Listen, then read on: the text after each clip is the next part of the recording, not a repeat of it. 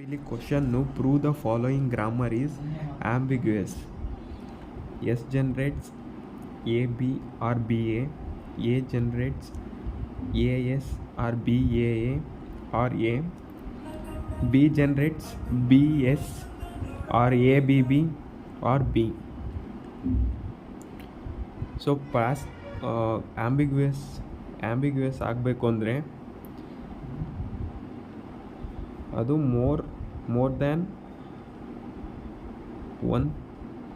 One ಪಾಸ್ಟ್ರಿ ಇರಬೇಕು.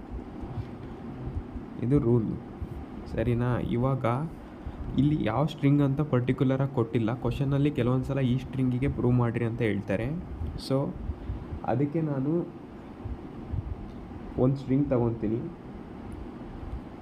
ಈ string ಇಟ್ಕೊಂಡು ಎರಡು ಥರ ಡಿಫ್ರೆಂಟ್ ಟ್ರೀಸ್ನ ಇಂಪ್ಲಿಮೆಂಟ್ ಮಾಡಿ ಆವಾಗ ಇದು ಆಂಬಿಗ್ಯೂಯಸ್ ಆಗುತ್ತೆ, ಸರಿನಾ? ಫಸ್ಟ್ನೇ ಸ್ಟೆಪ್ಪಿಂದ ಫಾಲೋ ಮಾಡಬೇಕು. ಸ್ಟೆಪ್ ವೈಸ್ ಬರೆದ್ರೆ ಜಾಸ್ತಿ ಆಗುತ್ತೆ. ಸೊ ಸ್ಟೆಪ್ ವೈಸ್ನೇ ಬರಿಬೇಕು. S generates,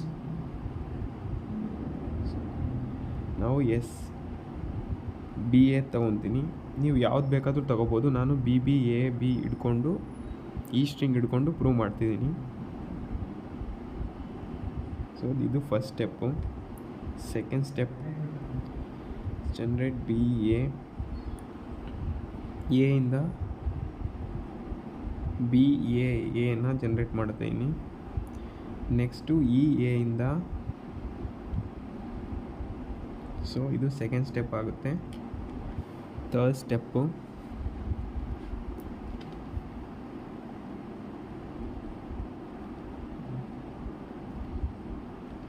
B A. So third step ಬಂದ್ಬಿಟ್ಟು ಎ ಎಸ್ ತೊಗೊತೀನಿ. So next fourth step,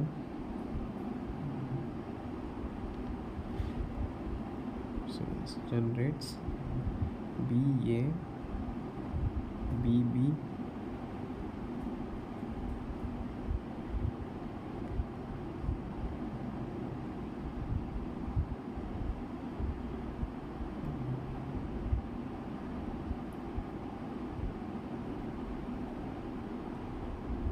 B. So ಈ ಥರ ನೀವು ಸ್ಟೆಪ್ ವೈಸ್ ಬರೀರಿ. ಸೊ ಫಸ್ಟ್ ಟ್ರೀ ಈ ಥರ ಆಗುತ್ತೆ ಕನ್ಸ್ಟ್ರಕ್ಷನ್ನು. ಸೊ ನೆಕ್ಸ್ಟು ಇನ್ನೊಂದು ಟ್ರೀ ಕನ್ಸ್ಟ್ರಕ್ಟ್ ಮಾಡೋಣ. ಸ್ಟೆಪ್ಪಿಂದು ಬಿ ಎನೇ ತೊಗೊಳೋದು. Next S generates B A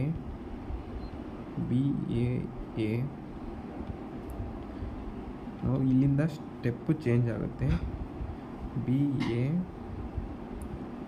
so B A generates A S. ಇಲ್ಲಿ ನಾವು ಎಗೆ ಎನ ಎಂಡ್ ಮಾಡಿರ್ತೀವಿ, ಬಟ್ ಇದನ್ನು ನಾವು ಲಾಸ್ಟಿಗೆ ಎಯಿಂದನೇ ಎಂಡ್ ಮಾಡೋಣ.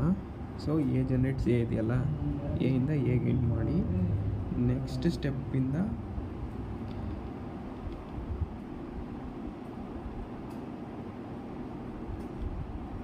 ಸೊ ಇದೇ ಥರ ಬರಿಬೇಕಂತ ಏನಿಲ್ಲ, ಯಾವ ಥರ ಬರೆದ್ರೂ ಕನ್ಸಿಡರ್ ಆಗುತ್ತೆ. ಈ ನೆಕ್ಸ್ಟ್ ಅಂದರೆ ಈ ಹೇಗಿರೋದನ್ನೆಲ್ಲ ನೆಕ್ಸ್ಟ್ ಈ ಹೇಗೆ ಹಾಕ್ತಾಯಿದ್ದೀನಿ ಅಷ್ಟೇ.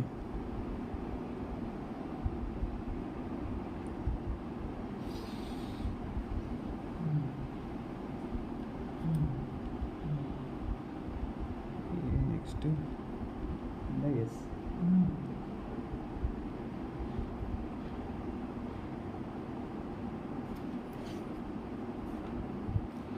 ಸೊ ಇಲ್ಲಿ B B A B A ಆಗಿರೋದ್ರಿಂದ ಇದೊಂದು ಸ್ಟ್ರಿಂಗ್ ಬಂದಿದೆ. So next B B A B B A. So ಎರಡು ಸೇಮ್ ಸ್ಟ್ರಿಂಗ್ ಇದೆ, ಬಟ್ ಡಿಫ್ರೆಂಟ್ ಟ್ರೀಸಾಗಿ ಕನ್ಸ್ಟ್ರಕ್ಟ್ ಮಾಡಿದ್ದೀವಿ. ಸೊ ಇವೆರಡೂ ಸೊ ಮೋರ್ ದ್ಯಾನ್ 2 ಪಾಸ್ಟ್ರಿ ಇದೆ ಅಂತ ಹೇಳ್ಬಿಟ್ಟು ಇದನ್ನು ಆಂಬಿಗ್ಯೂಯಸ್ ಅಂತ ಪ್ರೂವ್ ಮಾಡಬೇಕು ಅಷ್ಟೆ. hence proved.